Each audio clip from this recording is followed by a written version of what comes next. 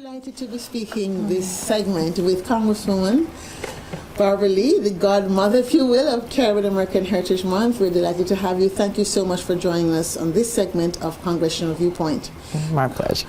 Congresswoman Lee, tell us, you have been active in politics for so many years. What made you decide to serve humanity through the field of politics?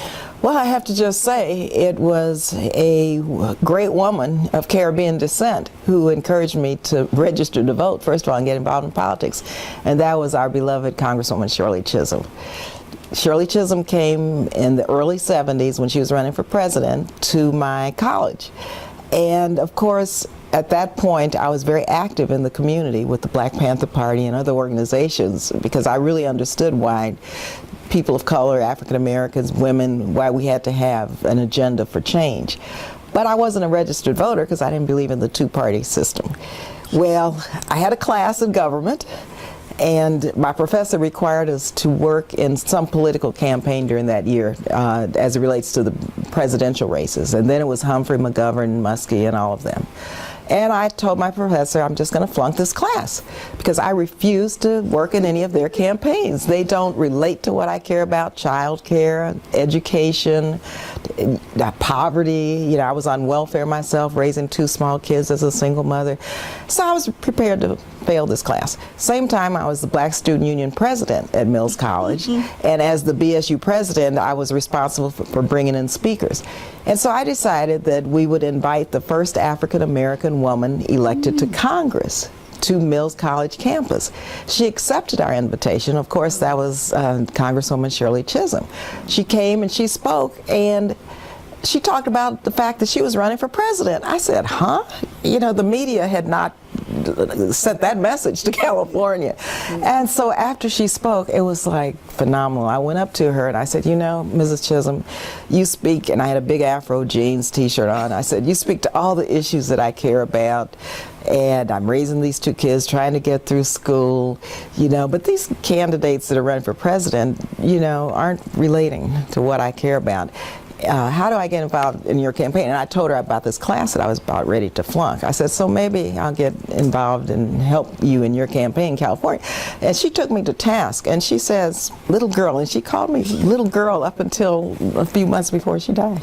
Little girl, first thing you have to do is register to vote. You can't just always be on the outside. You've got to get on the inside if you really want change to happen and if you really believe in what you say you believe in.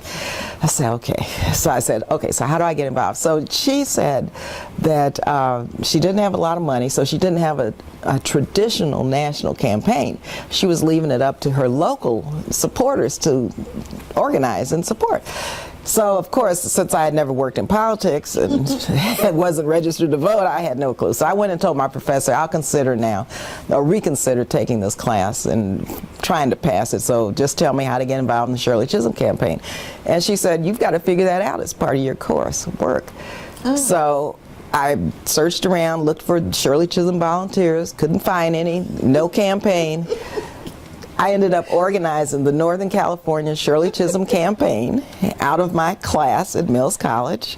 I registered to vote, and I got an A in the class, and I went on to Miami as a Shirley Chisholm delegate. So that was my first involvement in politics. Well, we're happy with that. So I guess I don't need to ask you the second question, which is, do you have a favorite Caribbean hero or hero? Of course it's Congresswoman Shirley Chisholm, and I actually visited her in the Virgin Islands. She had a home in St. Thomas, and during that period, I just fell in love with Shirley Chisholm because she was my idol, and she just spoke so clearly, and her life and her work was all about what I thought a member of Congress should be about.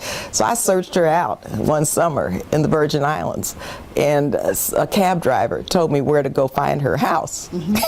Yet you crashed her house. And I crashed her house. And she invited me in. She was married to Conrad then. She invited me, and she was shocked that I had found her. But she was so gracious. Had that been me, I don't know if I would have been that gracious. So yes, she was my mentor and my friend, and I miss her tremendously. Well, we can say we're delighted that you do consider her a friend, because that is why I would say you were the champion of the first bill back in 2004 to have a Caribbean American Heritage Month. But tell us why you believe it's important to have this space called National Caribbean American Heritage Month. There's so many Caribbean Americans who have contributed greatly to this country, first of all. Secondly, to not acknowledge these contributions and to not lift Caribbean Americans up so that the entire country can recognize who they are, to me is a travesty. I mean, this is part of what America is. And for so long, I kept wondering, now why in the world aren't these great people recognized in literature, in our schools, in celebrations, in our politics? Because part of what, and you know very well that the Caribbean had not received a lot of attention and focus on Capitol Hill. And so part of what we wanted to do, and of course you were so much a part of this, Claire, and I have to thank you and the Center for all of your work on this, because part of what we wanted to do was elevate the Caribbean American heritage as it relates to the contributions to public policy and what we need to do here to not only make life better for Caribbean Americans in terms of education and business and all health care and all of those issues that we all care about, but also to get this Congress to focus on the fact that the Caribbean deserves more attention, more resources, and that there's a political constituency here in America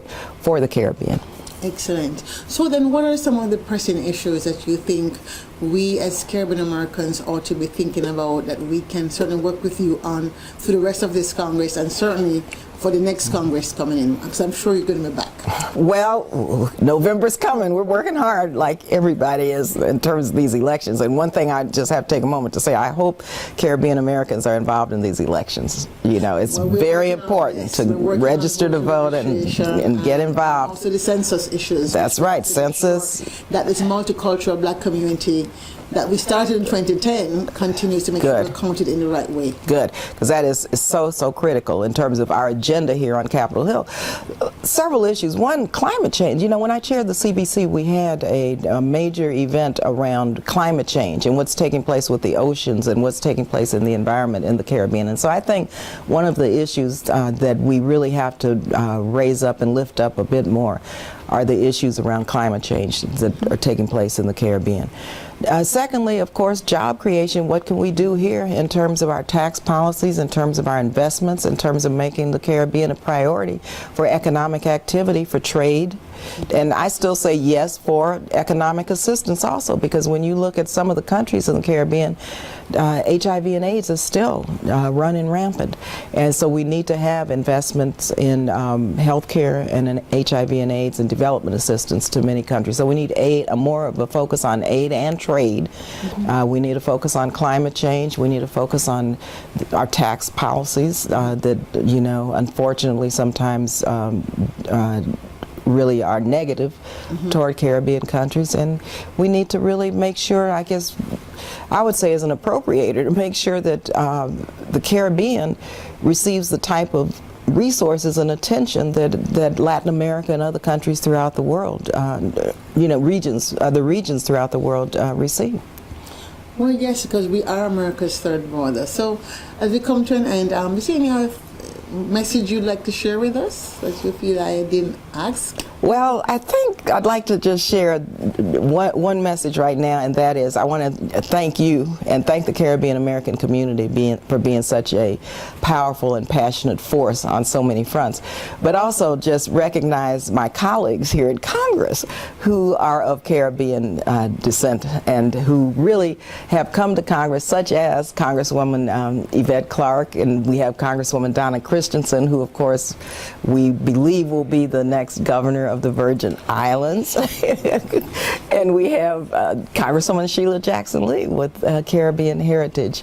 You know, so we have some phenomenal women here and men who hail from the Caribbean. And so I think we're seeing some major changes and some major shifts taking place here on Capitol Hill because of their leadership. And that's what I'd like everyone to know and to recognize and to just say thank you to everybody here on the Hill who really are working day and night to make the Caribbean and Caribbean American Heritage Month as glorious as it should be. Well, thank you so much, and I hope that we'll have a fantastic month and that we'll continue to work together. Thank Sure.